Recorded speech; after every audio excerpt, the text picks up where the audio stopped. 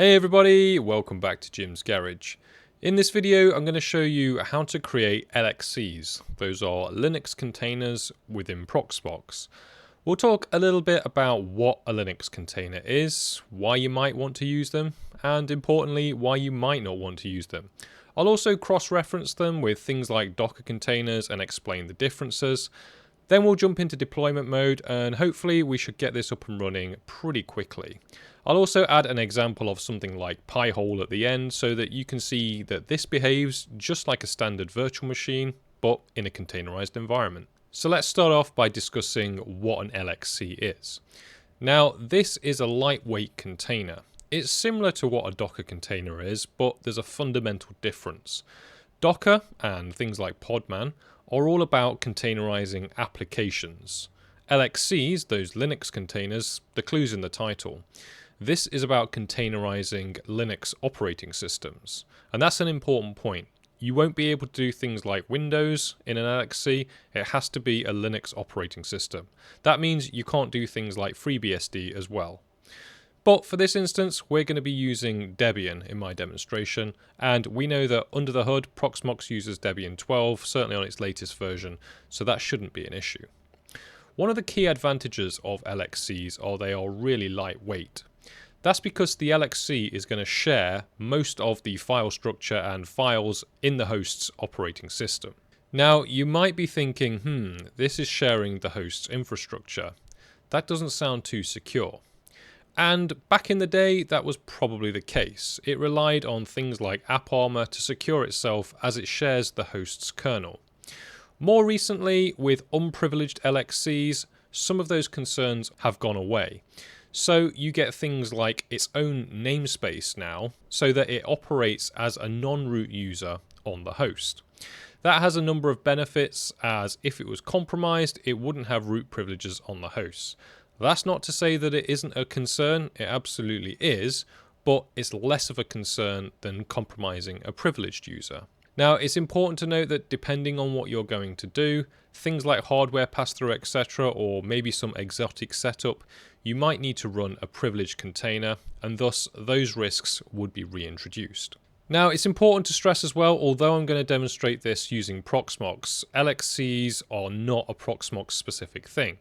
As I've already said, Proxmox is a wrapper that sits within a Debian distribution and makes it simple to interact with the KVM, the kernel virtual machine. But you can apply LXCs to basically any Linux distribution. Now, the reason I like to do it in Proxmox is A, because I'm using it, and B, the web GUI makes it super simple. It gives us a nice handy wizard to set things up, and with that we can set up some really useful features, like we can put our SSH keys in there, for example. We can define all the system's requirements, memory, CPU, storage space, etc. And we can even specify which operating system we want to deploy, all without having to go into the command line. On top of that, we've obviously got the command line if we want to through the web interface. Albeit, if we're going to supply our own keys, usernames and passwords, you can use your favorite SSH terminal to get into this as well, just like a regular virtual machine. Now, if you're wondering if I use them, yes, I have one that runs my backup PiHole, and that's just because of the advantages I stressed earlier. It's super lightweight. I know that my LXC for PiHole is never going to be exposed externally, so if we're looking at it from an attack surface and a threat vector perspective, it's very unlikely that this would ever be compromised. If you're going to be doing things like exposing services to the web, then an LXC might not be the best choice, certainly not a privileged one. I recommend you to use a virtual machine because that has it has its own kernel that isn't reliant on the host's kernel. So from a security perspective, you should be able to contain any breach to just that virtual machine. Other uses for LXCs is you might want to use them if you've only got limited hardware, because like I say, they're super lightweight, and you can even do things like spin up your K3s cluster using just LXCs. It gets a little bit more complicated because the networking and pass-through, for example, isn't the same as a virtual machine, and you'll need to learn that. I do plan to come back to LXCs in the future where we'll do some more advanced configuration with hardware pass-through. So things like a jellyfin container, for example, you would be able to use the integrated GPU on that machine. So enough waffling, how do we get this going? Well, I've jumped into Proxmox. As I said, this is not Proxmox specific. You can do this on any Linux distribution. But the first thing we need to do is go to our node. Obviously, I've got two nodes, as I've discussed before, but you simply need to click on either of your nodes or your only node, and you need to go down to your either default storage option. In this case, it's my local LVM, which is what you should have by default. So that's this one here. Or you can choose any of your custom storage that you've created, provided that it's enabled to have CT templates, because those are what we're going to be using, container templates. And you'll have seen in the top right here, create CT. Before in my videos, we've only ever done the create VM. So what do we do? Well, before we can create a CT, like if we click here, we can't click next and go to template because we don't have any templates. So we need to either download from a URL, i.e. you can customize your or specify your own, or we can click on templates, and thankfully Proxmox, certainly 8.1.3, comes with a list of its own. So to make this super simple, I'm going to use the latest version of Debian. That's just because I know that my Proxmox is up to date, and it will also be using the latest version of Debian, in this case Debian 12. So that should give us all the benefits of minimalization, because the two should effectively match. Do take note that you can also install things like Turnkey, and I know that a lot of people have been asking about Gitia, and that's also down here, and you can select that and install this as an LXC. I'll come on to that later and all about what Turnkey is. It's a great proposition for a home lab. But anyway, scrolling back to the top, I'm going to click here, Debian 12 Standard. And behind my lovely face is the download button. So I'm going to click that and download it. Now, this shouldn't take too long because if you remember what I've said before, it's not going to be a full image. It should only need to download the files that are different from your underlying host OS. So, as you know, my internet's terrible, and that downloaded in just a few seconds, and that's going to give us a full Debian 12 experience. So now if I close this dialog down, you can see here that I've got that one that we just downloaded available. So let's go ahead and let's create our first LXC. So we're going to hit Create CT. Now, I'm going to just call this one Test. And if you remember from my start, I'm going to leave this as an unprivileged container. This means that on the host, i.e. Proxmox itself, it's going to be using a non-root user. So hopefully, if ever this was compromised, it would compromise a non-root user on the host, and that would minimize the damage. Now, you have to give it a password. So I'm just going to give it a super secure 123456. And we can also specify some SSH keys here. So this will allow us to do an SSH connection using pre-generated keys. Now, as you've seen in my videos before, I'm just going to use the SSH keys that are generated by default when I spun up Proxmox. So I'm going to click Load SSH keys, I'm going to select those keys, and then I'm going to hit Open. So now I've added that key, and now it's asking us whether we want this to be nested. Now, nesting is useful because it allows us to access and see files on the host, but in an unprivileged mode, and you'll notice I've got that ticked here. So again, that means it's using different permission sets to actually make that available to the container without all of the security concerns that come with it. That's oversimplified, and I'll link the documentation if you want to actually go and find out how it's achieving this. So now that we've got this done, and you'll notice that I've got advanced ticked here, so you might need to enable that the first time that you do this. We're going to click next, and it's going to ask us for a template. Now, this is defaulted to my TrueNAS storage, but as you know, it's not on that. It's going to be on my local, on my Dell Proxmox. So I'm going to click local here, and then hopefully the template should show. Yep, we've got that Debian 12, so I can select that. And then I'm going to click next to go to disks. Now, much like a virtual machine, it's going to say, where do we want to store this? Well, I don't want to store this on my NAS because it's over the network and it's going to be slow. So I'm going to put this on my Zippy NVMe drives, and I'm just going to leave this as 8 GB the default just for this demonstration. Obviously, you want to make sure that you provision enough space for whatever you have in mind, but do note that you can expand this at a future date. Now, I'm going to leave the ACLs, the access control lists, and the mount options as the default, as you can see on screen. That's because that's going to be sufficient for what I want to set up.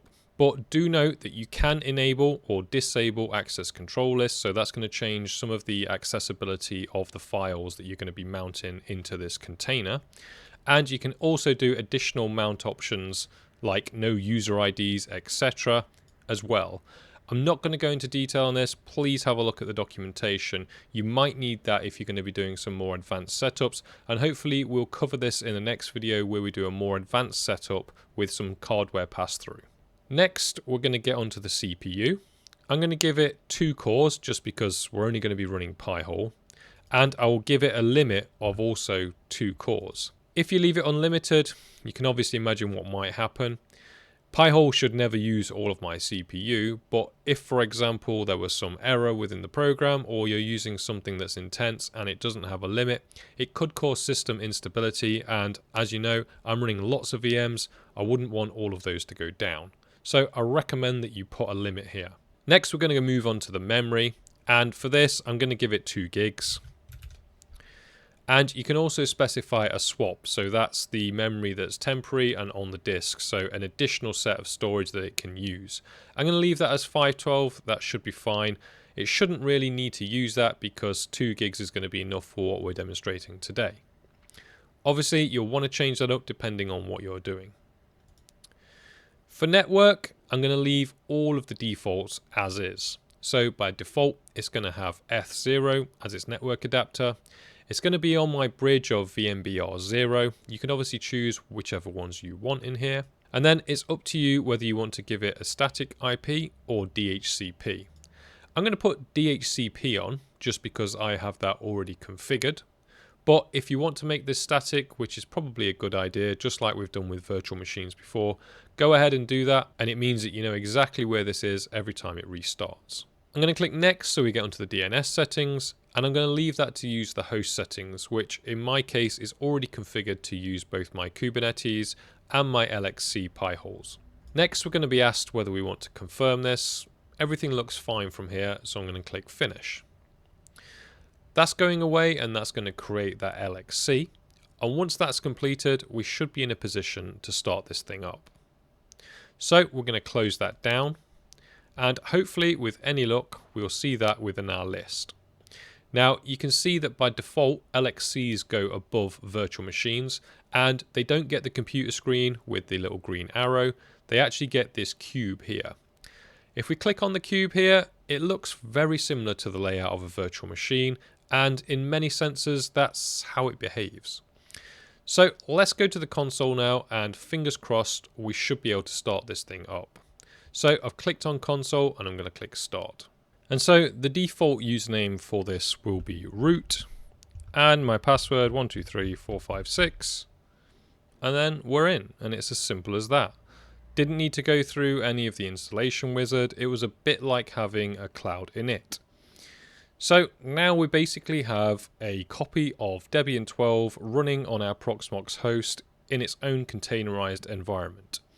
So that gives us all the benefits pretty much of a virtual machine minus some of the security, but it gives it in a much more minimalist package, and there's virtually no overheads with doing this on the host. So it's a lot less resource intensive than a virtual machine.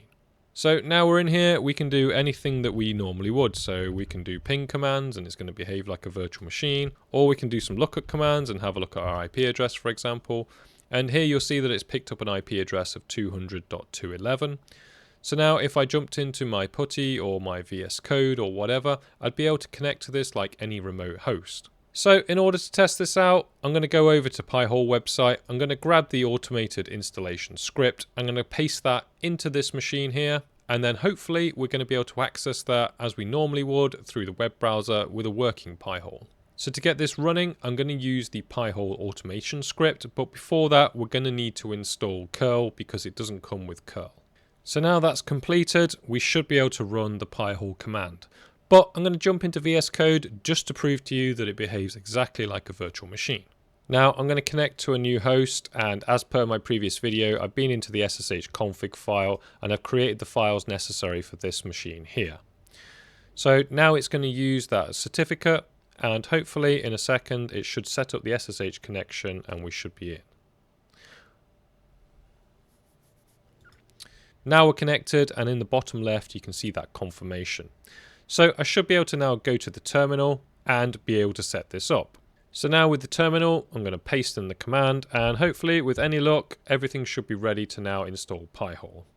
So this is going to go through that process, and I'll see you on the other side. So that's now completed. I'm going to grab the password that's here, and hopefully we can now open up this IP address on screen, and we should be greeted with the PiHole admin dashboard.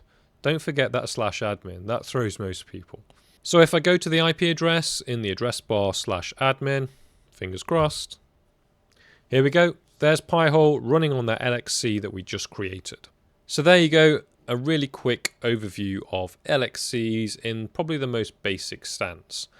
So you've seen how it behaves just like a virtual machine. We can run all of the regular commands that we're used to, and we get a lot of benefits through almost native performance and very small overheads on the host itself. Yes, VMs don't take up much either, but if you're really struggling, this might be a good option, especially if you're only going to be hosting things that are going to be accessed locally. I will come back to LXCs in the future where we'll do some hardware pass-through, because again, it's a really good idea to maximize the value of your hardware. It's also more performant if you're going to put it into an LXC versus a virtual machine. Again, we're talking a few percent here, but hey, everything helps, right? But anyway, if you like this video, give it a thumbs up, hit that subscribe, and I'll see you on the next one. Take care, everybody.